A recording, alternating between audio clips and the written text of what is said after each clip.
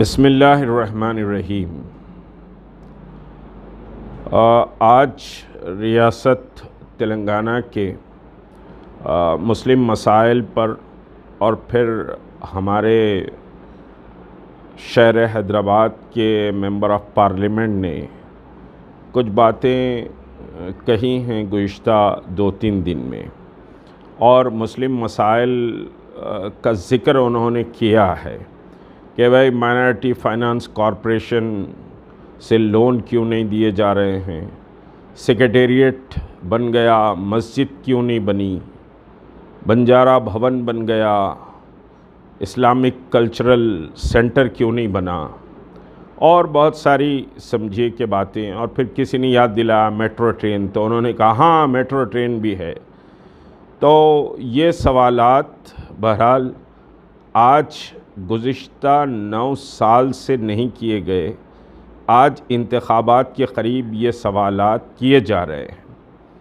9 साल से टीआरएस हुकूमत से दोस्ती भी रही।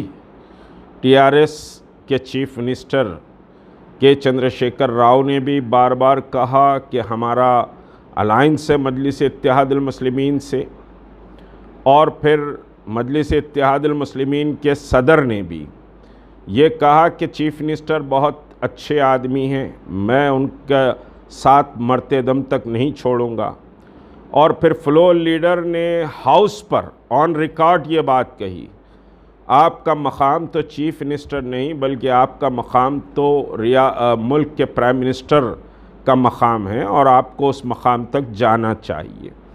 ये तमन्ना और ये ज़ौक़ बहुत अच्छी बात है, हर एक के दिल में कुछ तमन्ना होती है, कुछ ज़ौक़ होता है, लेकिन मुसलमानों के नाम पर और मुस्लिम सियासत के नाम पर, मुसलमानों के रिप्रेजेंटेटिव होने का दावा करने के नाम पर जो क़यादतें उभरी हैं, और गुज़िश्ता 60 साल का अगर हम पुराने शहर का जायज़ा लें तो गुज़िश्ता 60 साल में पुराने शहर में कितनी तरक्की हुई, कितना समझिए कि रोज़गार के मौक़े पैदा हुए, कितने सरकारी दफ्तर पुराने शहर में समझिए कि आए और कितने उठकर चले गए, और पुराने शहर में पुलिस के कितने केसेस बुक हुए, और उसी मुनासिबत से उसी क्राइम से अगर नए शहर में देखें तो कितने केसेस बुक किए गए और कितनों को काउंसलिंग करके छोड़ दिया गया। ये एक बड़ी बदनसीबी की दास्तान है।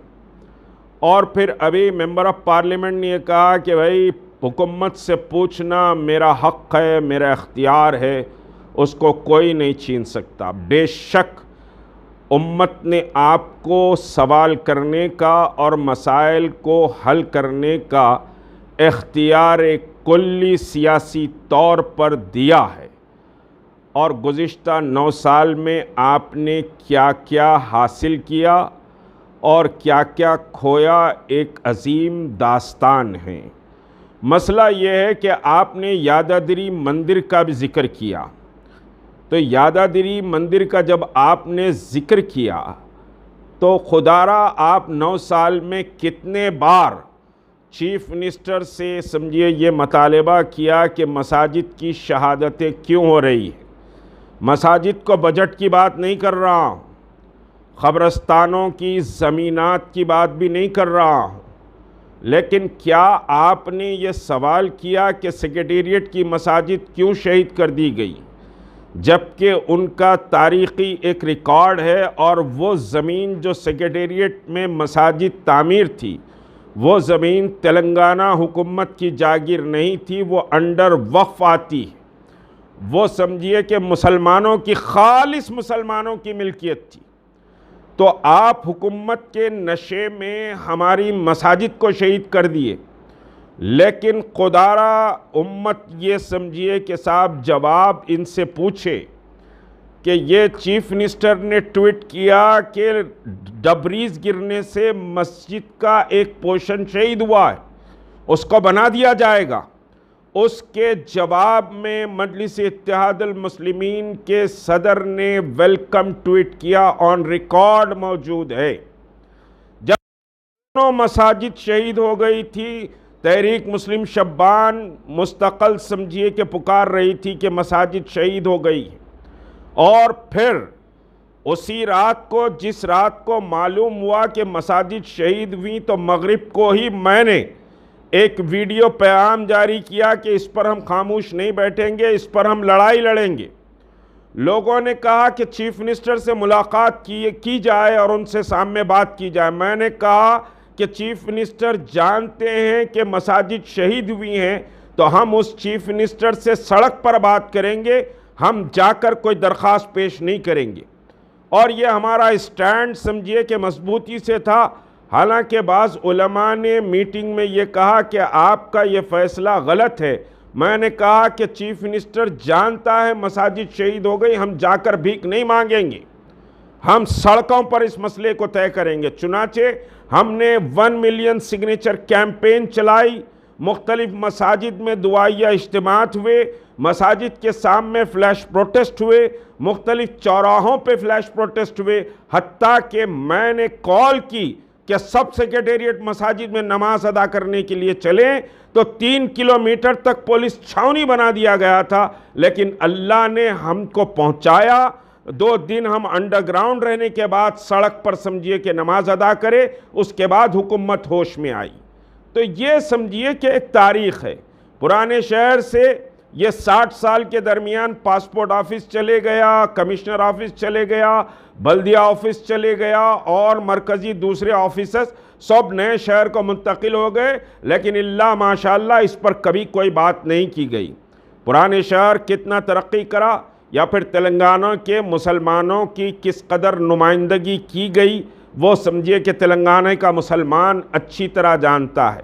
मनादिर को हज़ारों करोड़ रुपए दिए गए, और दूसरी तरफ मसाजिद शहीद कर दी गई। सेक्रेटेरिएट की मसाजिद, शाह मीरपेट की मस्जिद की शहादत हुई, और फिर समझिए शमशाबाद मस्जिद की शहादत हुई, खम्मम में फॉरेस्ट के अंदर जो मस्जिद थी उस मस्जिद की भी शहादत हुई, और हत्ता के अंबरपेट में एक खाना मस्जिद शहीद की गई। वहाँ होम मिनिस्टर और फिर उस वक्त के वक्फ बोर्ड के चेयरमैन ने आकर कहा कि मैं अपने खर्चे पर बनाऊंगा, वक्फ बोर्ड सारी जिम्मेदारी लेगा। और वहाँ के मुसलमान वहाँ शेड डाल रहे थे। इनके एमएलए अहमद पाशा खादरी वहाँ पहुँचते हैं, शर पैदा होता है, मस्जिद का शेड निकल जाता है, राजा सिंह आ जाता है, और एक पूरा समझिए कि जो मैच फिक्सिंग गेम प्लान था उस फ्लाईओवर ब्रिज के तहत वो मैच फिक्सिंग हो जाती है। आज तक मस्जिद तामीर नहीं हुई, ना मस्जिद की ज़मीन का प्रोटेक्शन हुआ, जबकि होम मिनिस्टर ने खुद मुझको और उलमा को, उस उलमा में खुद जामे रहमानिया के समझिए कि मुफ्ती गयास भी मौजूद थे, वो भी मौजूद थे, और दूसरे उलमा भी मौजूद थे। ये कहा कि मुश्ताक मलिक साहब थोड़ा सा सब्र कर लीजिए, चीफ मिनिस्टर राजी है मस्जिद बनाने पर, आप एहतजाज मत करिए, ब्रिज का डायरेक्शन चेंज होगा। होम मिनिस्टर कुरान पर हाथ रखकर ये बात करें। मुफ्ती गयास जो आज हुकूमत की तायद कर रहे हैं, और सेक्रेटेरिएट मसाजिद में उन्होंने ये कहा कि शरपसंद लोग शरपसंदी कर रहे थे, हुकूमत तो मस्जिद बनाना चाह रही थी, वो जवाब दे दें इस बात पर कि एक मस्जिद एक खाना के ताल्लुक से होम मिनिस्टर ने यह कहा कि भाई चीफ मिनिस्टर तैयार है, लेकिन मजलिस इत्तेहादुल मुस्लिमीन के एमएलए पहुंचते हैं, वहां शेड की तामीर तकरीबन मुकम्मल हो गई थी, गड़बड़ पैदा की जाती है, मस्जिद का वजूद ख़त्म कर दिया जाता है। एक खाना मस्जिद और उसका आशूर खाना दोनों भी आज समझिए कि नहीं बने, ब्रिज ऊपर से पड़ चुका है। हुकूमत इसका जवाब दे। असदुद्दीन ओवैसी साहब ये क्यों नहीं पूछते कि एक खाना मस्जिद की बात की गई, जबकि 50 लाख रुपए कंपनसेशन म्युनिसिपल से समझिए कि उठाया गया, और वक्फ बोर्ड ये लिखता है कि भाई कंपनसेशन हमको दिया जाए। तो आज वक्फ बोर्ड में जो लोग मौजूद हैं वो मजलिस इत्तेहादुल मुस्लिमीन के लोग मौजूद हैं, वो ये क्यों नहीं कहे कि भाई मस्जिद का कंपनसेशन कैसा लिया जाता। ऑन रिकॉर्ड बातें मेरे पास फाइल्स मौजूद हैं, ऑन रिकॉर्ड बातें हैं। वक्फ बोर्ड लिखता है, प्लानिंग समझिए कि साहब प्लानिंग कमिश्नर को, सिटी प्लानिंग कमिश्नर को लिखता है कि कंपनसेशन हमको दिया जाए। इस पर मजलिस इत्तेहादुल मुस्लिमीन कुछ नहीं कहती। 12% रिजर्वेशन की बात चीफ मिनिस्टर ने कही, और 2014 में 2019 में एक बड़ा टोला मजलिस इत्तेहादुल मुस्लिमीन के साथ ये टीआरएस को वोट दिया। 12% रिजर्वेशन की बात कभी नहीं की गई और आज तक भी 12% रिजर्वेशन की बात नहीं की जाती, जबकि एसटीज को 6% से 10% रिजर्वेशन दे दिया गया है, लेकिन मुसलमानों के 12% का मुतालिबा पूरा नहीं किया गया है। इस पर क्यों बात नहीं होती? ओल्ड सिटी क्या यतीमों का समझिए कि साहब यतीमों का शहर है? ओल्ड सिटी की बदहाली, ओल्ड सिटी की बेरोजगारी, ओल्ड सिटी में खवातीन की परेशानियां, माशी बदहाली को देखकर आंख से आंसू निकल जाते हैं। और आज ओल्ड सिटी में बहुत से मुसलमान ऐसे झग्गी झोपड़ियों में रहते हैं, ऐसे स्लम इलाकों में रहते हैं कि इनके महलों के कुत्ते जो इनके महलों की हिफाजत करते हैं वो बेहतर रहते होंगे, लेकिन इनका वोटर उससे ज़्यादा बदतरीन सूरत हाल में। लेकिन उसके बाद दावे किए जाते हैं ओल्ड सिटी में मेट्रो रेल क्यों नहीं आई? आपने कितने बार सीरियसली सवाल उठाया? या फिर इस पर सियासी पार्टी अगर हुकूमत बात नहीं सुन रही है तो धरना देती है, एहतजाज करती है, वॉकआउट करती है। अरे वॉकआउट तो छोड़ दीजिए, आप राजा सिंह गुस्ताखी किया मोहम्मद रसूलुल्लाह सल्लल्लाहु अलैहि वसल्लम की शान में। हमने रैली का ऐलान किया और राजा सिंह को पीडी एक्ट में गिरफ्तार करने का मुतालबा किया। उस मुतालबे की तकमील हुई, रैली को हमने समझिए कि मुलतवी किया, लेकिन उसी राजा सिंह के साथ आप हाउस में जाकर फिर बैठते हैं। आप हाउस से वॉकआउट नहीं करते कि हम गुस्ताखे रसूल के साथ हाउस में नहीं बैठेंगे, इसको हाउस से बाहर निकाला जाए। जबकि हमने समझिए ये मुतालबा किया था कि इसकी एमएलए शिप को भी ख़त्म किया जाए। उसके बाद फिर आपका एक एमएलए दौड़ते हुए स्पीकर करने गया कि साहब इसको भी एमएलए डिस्क्वालीफाई किया जाए। जब आपका भी मुतालबा था, ठीक है, हमने मुतालबा पहले किया, आपका मुतालबा भी ये था, तो फिर हाउस में आप उसके साथ कैसे बैठे? आप बतलाइए। आज आप कहते हैं कि साहब फाइनेंस कॉरपोरेशन कोई काम नहीं कर रहा है। अगर हुकूमत की बात कहूँ तो ब्राह्मण समाज बन गया, लेकिन इस्लामिक कल्चरल सेंटर नहीं बना। बंजारा समाज का भवन बन गया, लेकिन मुसलमानों के लिए समझिए कि आज भी दरगाह का समझिए जो ब्रिज बनना था, हज़रत मीर महमूद साहब की पहाड़ी की दरगाह का जो रैम बनना था, वो रैम कंप्लीट नहीं हुआ। हिंदू एंडोमेंट को जो समझिए कि आप आसानियां देते हैं, हिंदू एंडोमेंट को जो फैसिलिटीज़ हैं, क्या वक्फ बोर्ड के काम करने वाले या वक्फ बोर्ड के स्टाफ को वो फैसिलिटीज़ हैं? या फिर वक्फ बोर्ड में कितने बरसों से कोई स्टाफ ही नहीं आया है? वक्फ बोर्ड समझिए कि यतीमों का और लुटेरों का आपके इशारे पर वक्फ बोर्ड चलता है। दरगाह कमेटी आपकी मर्ज़ी से बनती है, मसाजिद कमेटी आपकी मर्ज़ी से बनती है, दरगाहों के जो हर्राज होते हैं वो हर्राज आपकी मर्ज़ी से वो टेंडर्स दिए जाते हैं। बाज़ार वो टेंडर्स समझिए कि साहब ऐलान किया जाता है। ये पोजीशन है कि कई मसाजिद और कई दरगाहों के समझिए मुतवल्ली और कमेटियां जब तक कि आपका ग्रीन सिग्नल नहीं आता वो समझिए कि उसके बगैर नहीं चलता। वक्फ बोर्ड तो आपके इशारे पर ही चलता है। और फिर वक्फ की तबाही पर आप क्या रोना रो रहे हैं? पूरा वक्फ बोर्ड आपके इशारे पर चलता है। पूरा वक्फ बोर्ड आपकी मर्जी के बगैर पत्ता वक्फ बोर्ड में नहीं हिल सकता। चेयरमैन भी आपकी मर्जी से ही आता है, बगैर आपकी मर्जी के आपके कंसर्न के चेयरमैन नहीं आता।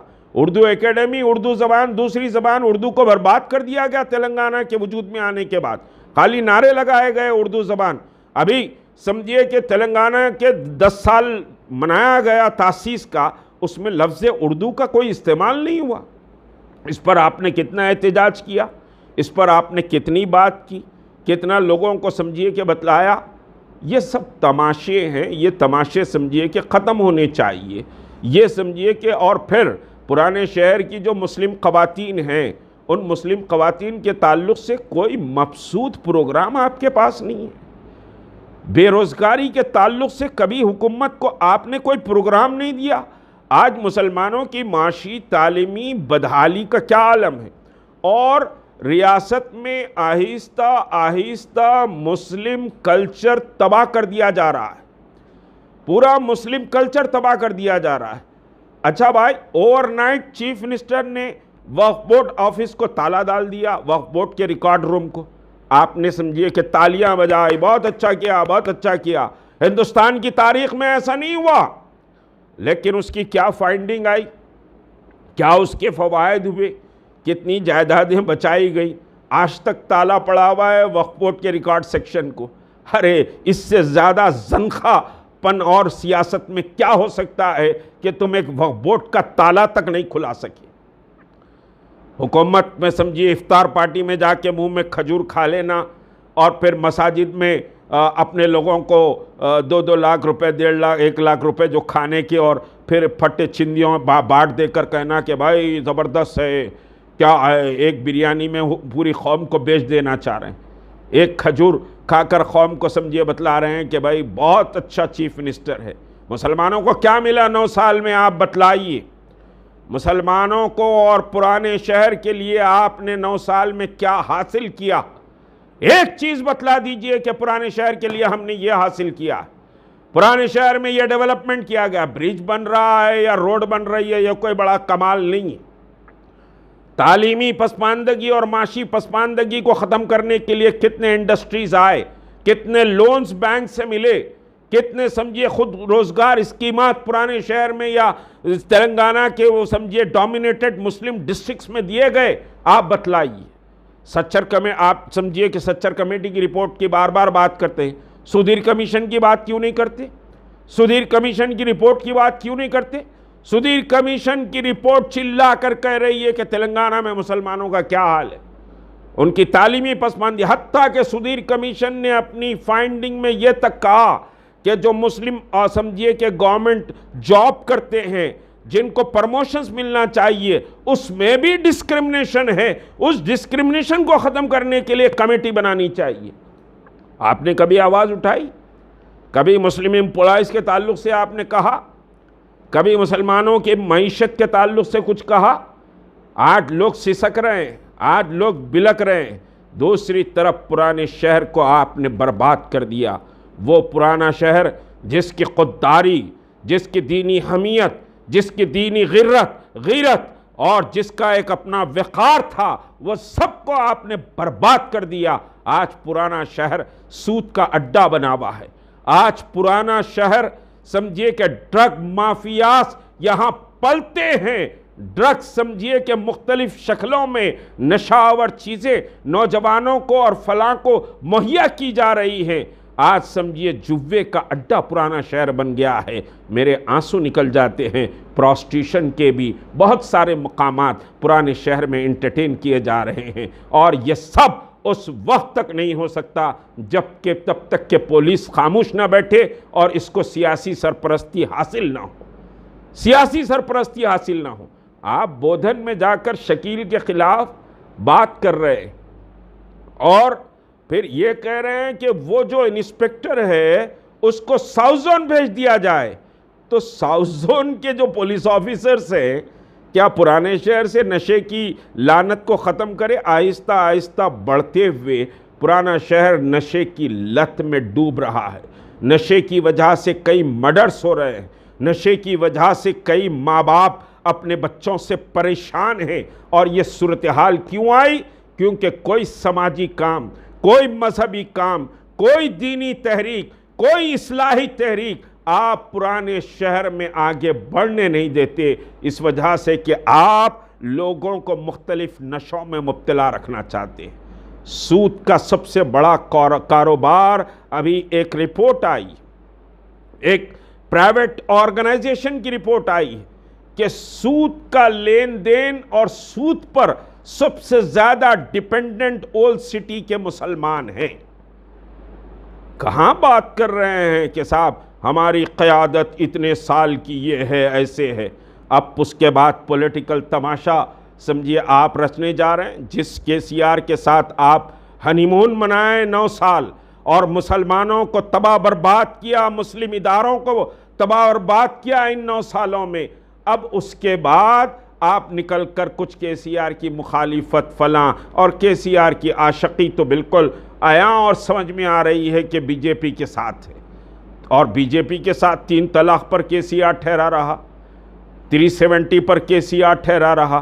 पूरे 9 साल में केसीआर ने पार्लियामेंट में सिवाय बीजेपी के साथ देने नरेंद्र मोदी के बिल्स की हिमायत करने के कुछ और नहीं किया, और आपकी ज़बान कुछ नहीं खुली। केसीआर बहुत अच्छा आदमी है, बहुत अच्छा चीफ मिनिस्टर है, आपने तारीफ की, खुद दारुस्सलाम के प्लेटफॉर्म से कहा मैं मरते दम तक केसीआर का साथ नहीं छोड़ूंगा। तो आप पकड़े रहिए, मुसलमान इंशाअल्लाह आपका साथ समझिए कि छोड़ देंगे, आपको झटक देंगे। और मुसलमान इस वक्त कोई लंबी शेरवानी या कोई लंबे भाषण की बुनियाद पर वोट नहीं देगा। मुसलमान स्ट्रैटेजिकल वोट देगा, फ़िरका परस्तों को शिकस्त देने, दलालों की टीम को शिकस्त देने और अपने एक बेहतर मुस्तकबिल के लिए मुसलमान वोट देगा। और इंशाअल्लाह तहरीक मुस्लिम शब्बान की अपनी एक तारीख़ रही है कि वो सियासत में समझिए डायरेक्ट वो इन्वॉल्व नहीं है, लेकिन सियासत के धारे को कैसे पलटना और किसको नीचे गिराना तारीख़ जानती है, 94 भी जानती है, 97 भी जानती है। बहरहाल मैं गिनाना नहीं चाहता, अहम समझिए कि क्या स्ट्रैटेजी अपनाना चाहिए वो अपनाएंगे। और मुसलमानों को चाहिए कि अपने मुस्तकबिल की फ़िक्र करें। जो मैं मसाइल को उठाया हूँ इनसे सवाल करिए, आपको बनता है कि इनसे सवाल किया जाए। आज ये बड़ी बड़ी बातें करके आपके सामने आ रहे हैं, आपको बेवकूफ़ बना रहे हैं, मुस्लिम वोट को समझिए मुंतशिर करना चाहते हैं, चितर बितर करके फ़िरका परस्त ताकतों को ये लाना चाहते हैं। इससे आपको चौकस और चौकन्ना रहना पड़ेगा। न उस्मानिया बना, न समझिए कि कुछ हुआ, और जितने अपॉइंटमेंट्स हुए उसमें किसी मुसलमान को नहीं लिया गया। पहली मर्तबा कोई वीसी नहीं है, पहली मर्तबा कोई पब्लिक सर्विस कमीशन का मेंबर नहीं है, कोई समझिए कि बीसी कमीशन का मुसलमान मेंबर नहीं है। इनकी ज़बान जब नहीं खुली, आज खुल रही है। आज बातें वो भी मिट्टी मिट्टी चुप ऊपर ऊपर की बातें की जा रही हैं। मुसलमानों को चौकस रहना चाहिए, चौकन्ना रहना चाहिए, और फ़िरका परस्तों को शिकस्त देने के लिए एक मबसूत हिकमत अमली इंशाअल्लाह आपके सामने आएगी। और मुझे उम्मीद है, तवक्को है कि आप उस हिकमत अमली को कामयाब करेंगे। अस्सलामु अलैकुम वरहमतुल्लाहि वबरकातुहू।